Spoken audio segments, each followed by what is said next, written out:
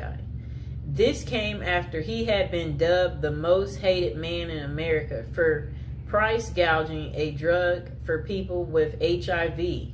Bizarre though, the story was Smith, I believe that's her last name. Yeah, Christy. I don't know why they won't just call her Christy. Has plenty of company. For every incarcerated man, it seems there's a woman interested in being his pen pal or more. Okay? Christy Smith, a former journalist who helped break the story of a white-collar criminal, Martin Shkreli, Wright became romantically involved with him while he served a federal prison sentence for fraud. Okay, I'm about to show her. She looks fairly normal, too. She's, normal looking lady. And, he's the genius. I'm trying to say, I guess, he thought he was the genius. He didn't know he would get caught. It's a trend explored in the book Love Lockdown, Dating, XXX, and Marriage in America's Prisons. Okay. Greenwood decided to start researching prison marriages after her own extensive correspondence with jail white-collar criminal Samuel Israel III, currently serving a 22-year sentence in Butner, North Carolina federal prison for mail fraud and investment advisor fraud. Oh no.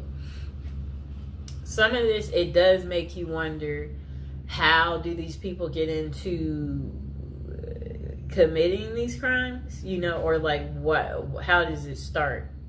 What, do you get away with one thing and then it makes you think, oh, I could do that again and get away with it. And then you keep getting comfortable enough. You get so comfortable that you keep on, and then you eventually leave footprints. Okay, so this guy, I guess his name is Israel, it said he had faked his death by staging a suicidal plunge off the Bear Mountain Bridge in upstate New York in June 2008. He turned himself in to the feds 3 weeks later, and Greenwood reached out to him whilst researching her first book, Playing Dead, about people who fake their own deaths or disappearances. They have stayed in touch for 7 years, corresponding frequently, although they have never met. Quite interesting, right, people? I think we know people like this, where you're online friends, and for whatever reason, y'all stay in touch. I don't know what that's about, why people want to do that. Because it's I don't want to do it, so I don't know why people want to do it. Okay.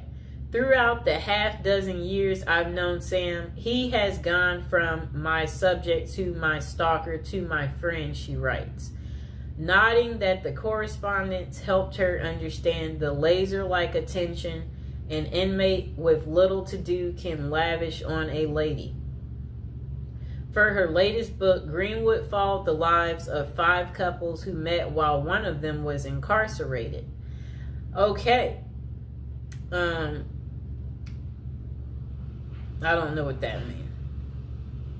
I'm just trying to say, whatever they wrote was very confusing what came next. So, to prison wives who have long histories with their men, MWI. Okay?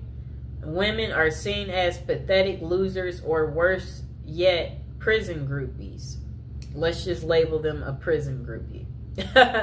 But what she found were relationships that were at times romantic, messy, complicated, and sometimes heartbreaking. In other words, not too unlike those in the real world.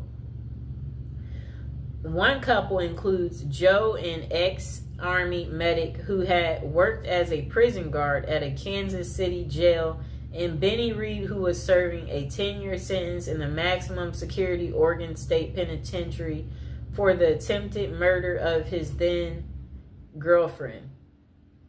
It shows Joe and Benny Reed, who met on a prison pen pal site on their wedding day, and they are kissing. I'm going to show the picture.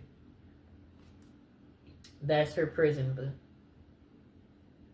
You see that? How romantic. The pair met on a prison pen pal site. Joe knew the stigma of associating with a felon, but it didn't deter her. In recovery herself from an addiction to pain pills, Joe credited Benny with making me the best possible version of myself. I think these women tend to be very nurturing. They have a sense of wanting to be cared for, wanting to be caring for someone else, and men in prison, for obvious reasons, are quite needy. The pair even got married at the prison. He saved up from his $1.81 an hour prison call center job to buy her a ring off Etsy. How sweet. But the relationship ended abruptly when Benny found other companions online. Are you kidding me? He still left her while in prison. That's crazy. It says, yeah, that's crazy. Oh my gosh. Wow.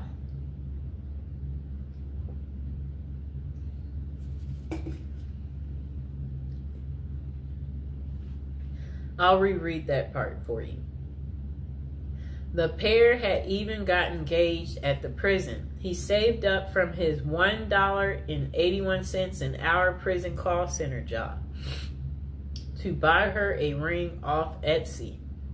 But the relationship, it ended abruptly when Benny found other companions online. Wow. Even in prison, they cheat and they're greedy. Just why do women fall for imprisoned men? According to Dr. Fred Berlin, director of the Johns Hopkins XXX and Gender Clinic, there tends to be this trait of intense mothering in prison wives, writes Greenwood. I think these women tend to be very nurturing. They have a sense of wanting to be caring for someone else, and men in prison, for obvious reasons, are quite needy.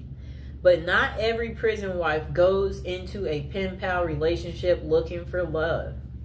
Sheila Rule, a longtime foreign correspondent for New York Times, met Joe Robinson while doing volunteer work for a prison ministry. She was corresponding with more than a dozen inmates when a compelling letter came from Robinson, an East New York native serving 25 years for murder. Now, I have to look at this close up. I guess she was really lonely too. Okay, I'm looking at them. Oh, how are they in bed together? They must. She must spent that one weekend day with him. This is funny. He has on regular clothes. Let me show the picture. Yep, she met him during her volunteer. Okay, so look, that lady I showed you, Sheila, a longtime foreign correspondent for New York Times, met Joe Robinson, the guy that you saw there, while doing volunteer work for a prison ministry. She was corresponding with more than a dozen inmates when a compelling letter came from Robinson, an East New York native serving 25 years for murder. As a pen pal, he was looking for a young lady, and Rule, who had been married twice, was in her 50s, 20 years his senior. She let him down and flat out told him that she couldn't be his companion but could be his friend. For a year, the two exchanged letters that were deeply vulnerable but very flirtatious. In 2003, he convinced her to visit him in person, where the relationship switched from friendship to romance. And they wed in 2005. That's 2 years later, after he convinced her to visit him. They've now been married 15 years, 12 of which Robinson was in prison. She says the marriage is happy and familiar, like an old shoe. That's so funny. Like, it's like a shoe. Still, Rue initially told few people about the relationship. When she decided to tell a friend she thought was progressive, the friend asked how she could be with someone charged with murder. I'm not marrying Joe's past, she told the friend. I'm marrying the person he's become. Do you like her excuse?